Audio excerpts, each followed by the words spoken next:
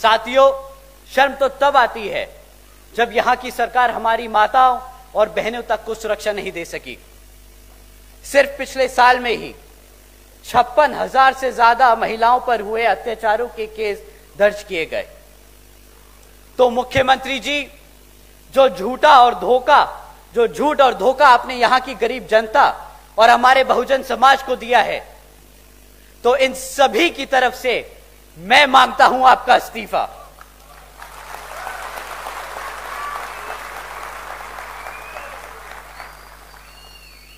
साथियों, मेरा ये गुस्सा व्यक्तिगत नहीं,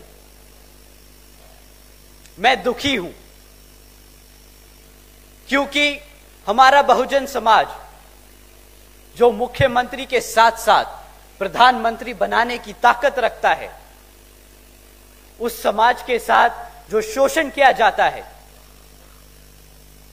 और यहां अकेले महाराष्ट्र में नहीं, ये हाल हर उस प्रदेश का है जहां पर मनुवादी सोच रखने वाली सरकारें चल रही हैं। और ये फितरत है, यही फितरत भी है कांग्रेस और एनसीपी की, धोखा देना, कमजोरों पर अत्याचार करना और हमारे बहुजन समाज को हमेशा दबाकर रखना। साथियों, इसी तरह है केंद्र की भाजपा सरकार।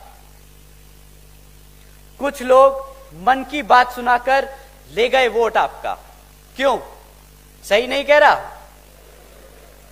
और अब जब हम सब परेशान हैं तो बोलते हैं, अरे हम तो फकीर आदमी हैं, झोला उठाकर चल पड़ेंगे।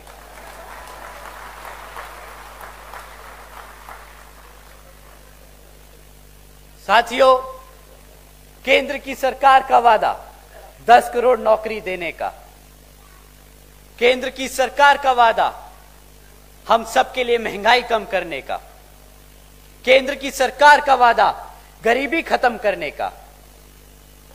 क्या यहां बैठे मेरे साथी लोग, आप लोग बता सकते हैं कि आपकी लग गई नौकरियां? क्या आप लोगों के लिए हुई महंगाई कम? क्या आप लोगों की बढ़ गई आमदनी? सही कहा, घट गई। साथियों, जो 10 करोड़ नौकरियां देने का वादा किया था, 10 करोड़ तो दूर, 5 करोड़ लगी हुई मैन्युफैक्चरिंग सेक्टर्स में वो नौकरियां भी आज घटकर सिर्फ 2.5 करोड़ रह गई हैं। जो महंगाई का ढिंडोरा पीट रहे थे 2014 में, और हम सबको एहसास दिलाने निकले थे सड़क पर कि 50 रुपए का पेट्रोल बहुत महंगा हो गया है, आज इनसे कोई पूछे कि क्यों भाई, अब 100 रुपए का पेट्रोल आप लोगों को चुभ नहीं रहा क्या?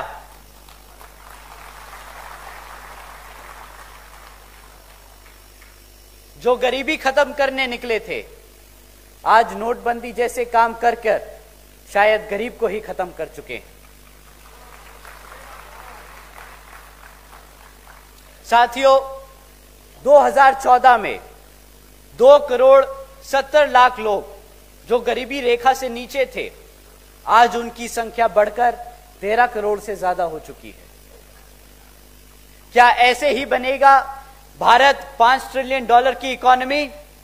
हम सबको अब पूछना होगा, केंद्र की सरकार से पूछना होगा कि ऐसे ही वो झूठे वादे करते रहेंगे क्या?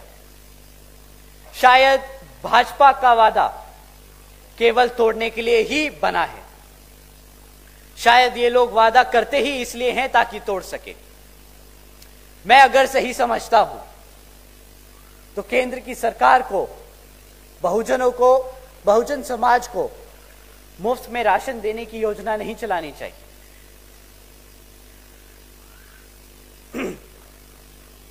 अगर वो हमारे समाज को अपने पैरों पर खड़े होने के अवसर दे सके तो वो ज्यादा बेहतर होगा, क्योंकि साथियों, इतिहास गवाह है कि बहुजन समाज लेने वालों में से नहीं, देने वालों में से बना है। तो हम पूछते हैं, क्या यही है अच्छे दिन? बताइए साथियों, क्या ऐसे ही अच्छे दिन की उम्मीद की थी आप सबने? आज हम भाजपा, कांग्रेस और महाराष्ट्र के मुख्यमंत्री जी को मन की बात नहीं, एक काम की बात बताएंगे।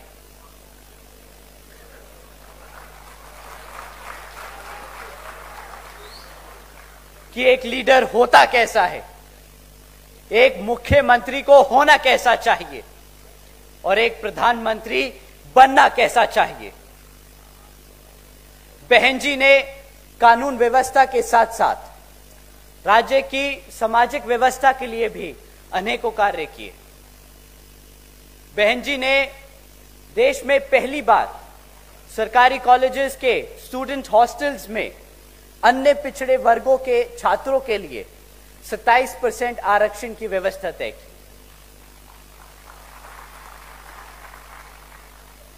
बहन जी ने हमारे सभी संतों, गुरुओं और महापुरुषों के सम्मान में कई जिले और कई यूनिवर्सिटीज के नाम रखे,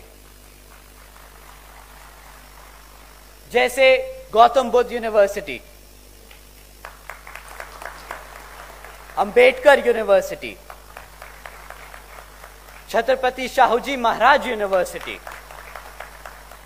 महात्मा ज्योतिबा फूले नगर, मान्य महामाया नगर, संत कबीर नगर एवं गौतम बुद्ध नगर। बहन जी ने सावित्रीबाई फूले बालिका शिक्षा योजना के तहत 7 लाख से ज्यादा बच्चियों को 12वीं तक की शिक्षा प्राप्त करने हेतु 600 करोड़ से ज्यादा की लागत इन बच्चियों को अपने पैरों पर खड़ा कर एक उज्जवल भविष्य देने के लिए खर्ची। बहन जी ने महामाया गरीब बालिका आशीर्वाद योजना के तहत 3,25,000 बच्चियों को 1-1 लाख रुपए सीधा उनके बैंक खातों में देने का काम किया।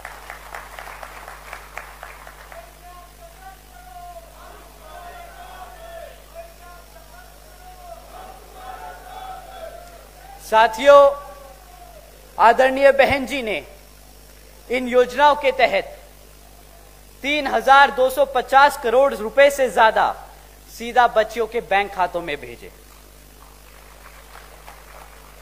भारतीय जनता पार्टी की तरह हम 20 लाख रुपए देने का नकली ढिंडोरा नहीं पीटते